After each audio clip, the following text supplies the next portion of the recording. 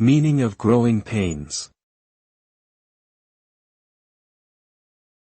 Growing pains. Growing pains. Growing pains. Growing pains. Growing pains refers to the physical pain or discomfort experienced by children and adolescents as they grow and develop.